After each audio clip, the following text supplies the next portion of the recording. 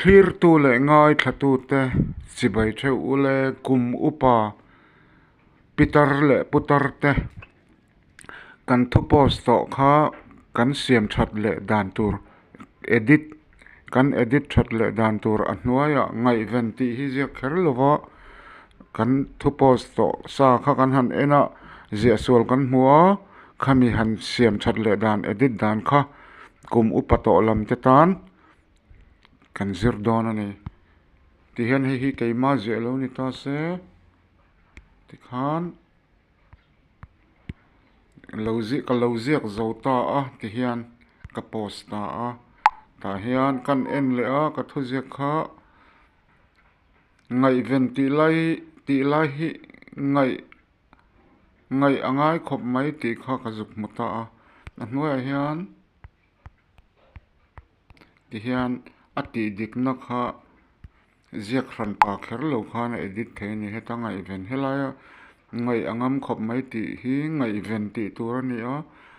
chumi ti dik na na hnuai ngai ven ti ziak kher lo hian hemi ka thu post to hi edit a siam that le the ni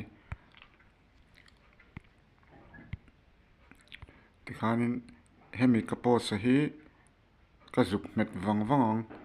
nên ka zuk met wang ti khan he ta dot atung zonga om hi he ta mi hi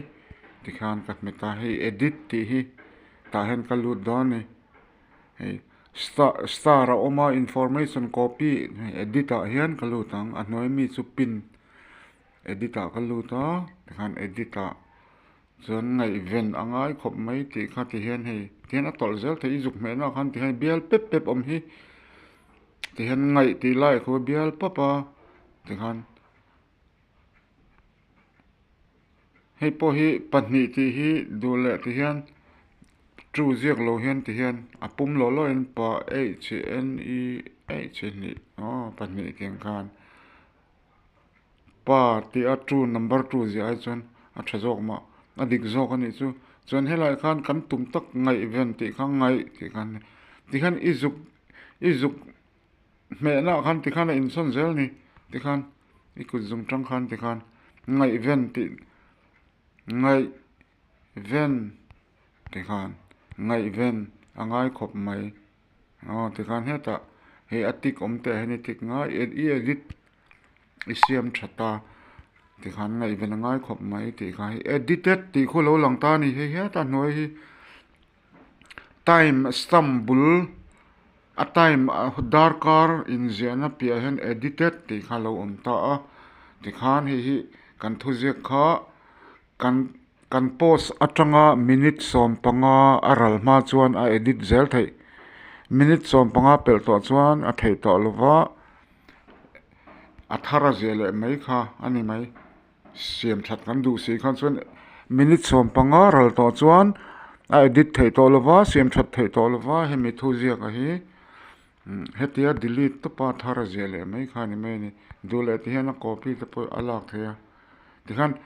heta hen ti hian I delete anga ti khan